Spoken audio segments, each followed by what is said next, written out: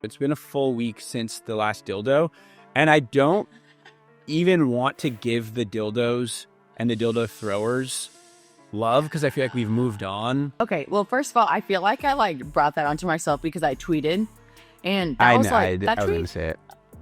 Dude, that tweet got over like 40 million views. We were playing against LA, and I was at the free throw line, and the girl shot, and then I felt something like kind of hit my foot, and I thought it was just like someone kicked me or whatever.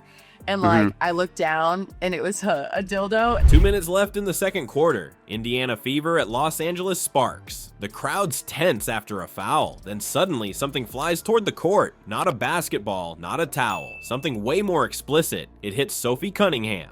Kelsey Plum reacts instantly. Fans are booing, players are confused. But here's the thing, this wasn't the first time. This is just one chapter in a growing saga stretching across the WNBA, and I'm about to walk you through the whole bizarre origin story of this disruptive villain and the league's fight to stop it. How does a bizarre stunt go from one wild night to a full-blown league problem? It didn't start with some master plan. It began as one of those moments where even the players weren't sure how to react. Picture this, the game is rolling as normal, crowd noise building, when out of nowhere something small and brightly colored spins through the air. It lands on the hardwood with this strange out of place thud. It's not clothing, not food, it's an explicit toy. Everyone freezes for a beat before the nearest ref kicks it toward the sideline. The broadcast cameras catch just enough of it for the internet to light up. In that first incident, some players laughed, some looked around like they were waiting for security to run in, and a couple just shook their heads. Sounds like my mind just wasn't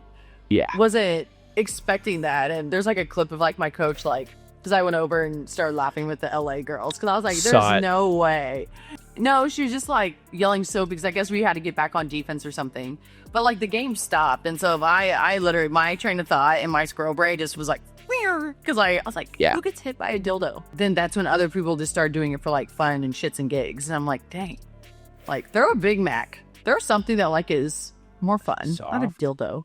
Fans in the first few rows craned their necks trying to see exactly what had been thrown. It was awkward, it was confusing, and it was over in seconds. But the clip was already spreading online before the quarter even ended. People debated whether it was funny or offensive, but the moment was out there and it wasn't going away. And then it happened again, but not in the same arena, this time in Chicago, later at Crypto.com Arena in Los Angeles. Different crowds, different teams, same disruptive object tossed onto the floor. In at least 2 of those games, multiple toys hit the court, forcing brief pauses as staff scrambled to clear them. These weren't accidents. Someone was bringing them in, waiting for the right time, and throwing them where thousands could see. Early on, players like Cecilia Zandalasini tried to make sense of it. She pointed out how dangerous it could actually be. Stepping on unpredictable items mid-play could cause injuries. At the same time, she admitted the sheer absurdity of watching that kind of object lying under the basket in the middle of a professional game. That mix of danger and absurd humor made it a perfect internet clip, which only encouraged more of them. Sports media pounced. Some outlets framed it as an embarrassment to the league. Others leaned into the spectacle, giving it nicknames and treating it as a strange ongoing subplot of the season. And that's the problem. Once the narrative shifts from the game to the sideshow, you can't control how people are talking about your sport. That's how the villain of this story started gaining real power. It wasn't just one reckless fan anymore. The more this happened, the more people started wondering if it was organized. Online chatter hinted at attention-hungry groups wanting to ride the wave of viral videos. There were even mentions of certain crypto communities pulling stunts at sporting events to get their logos into trending clips. Whether they were behind it or not, they fed into the idea that these incidents weren't random. They were coordinated for maximum reach. For the athletes, that shift made it sting more. Sure, the surface level reaction might have been to laugh off the weirdness, but in between games, it started to sink in. Someone was deliberately disrupting their work, not to protest or support anything connected to them, but to grab attention for something entirely different. That's not just a distraction, it's a challenge to the integrity of the game.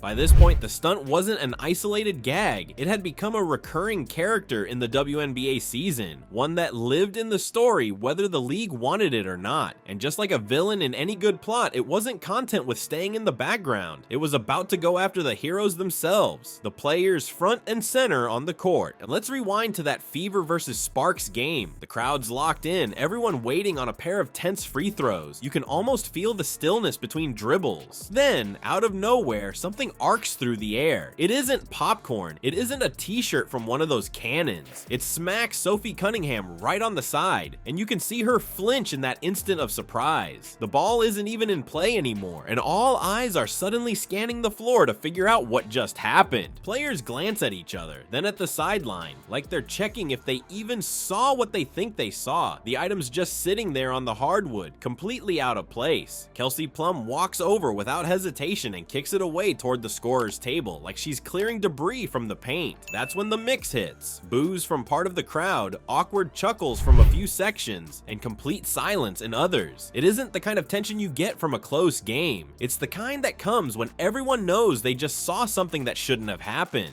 After the game, Sophie uses her own social media to post a screenshot from earlier in the season, captioned with, "This did not age well." It's short, but it says a lot, part self-deprecating, part realization she's now part of a viral clip for the worst reason. That's her public face on it, but you can imagine privately it feels different. Being made into the main character of a cheap stunt isn't the spotlight any player wants, and she wasn't alone in reacting to it. Kelsey Mitchell put it plainly after the game. There's a point where these kinds of stunts cross from being dumb to straight up disrespectful. For her and a lot of players, it's not about lacking a sense of humor. It's about the obvious disrespect toward people who work hard to give fans a real competitive game. The damage isn't just in that quick moment. This stuff sticks. The clip gets replayed more than the highlight of the actual free throws. That takes away from the game itself and feeds into a narrative that the WNBA is dealing with nonsense instead of basketball. Cheryl Reeve called it the latest version of sexualizing women in sports, and you can see why that comment hits a nerve. It's a reminder that for all the progress women's sports have made, some people are still looking for ways to objectify or undermine it. The league didn't waste time responding. Security escorted the fan out right then and there. The WNBA made it clear the person's looking at a minimum 1-year ban from any games. And that's not all. The message was they'd push for arrest and prosecution if needed. They drew the line hard, framing it not as a prank but as a threat to player safety. Because if one person gets away with it, others start thinking it's open season to pull the same move. This was no longer a weird footnote in the season. It was a direct confrontation. You had the league on one side, making it about safety and respect, and this so-called villain on the other, feeding off attention and chaos. The question now isn't whether the league noticed, it's whether they can actually shut it down before it becomes even bigger. This fight isn't just about banning someone from a game. It's about making sure players can step on the court without worrying about being a punchline.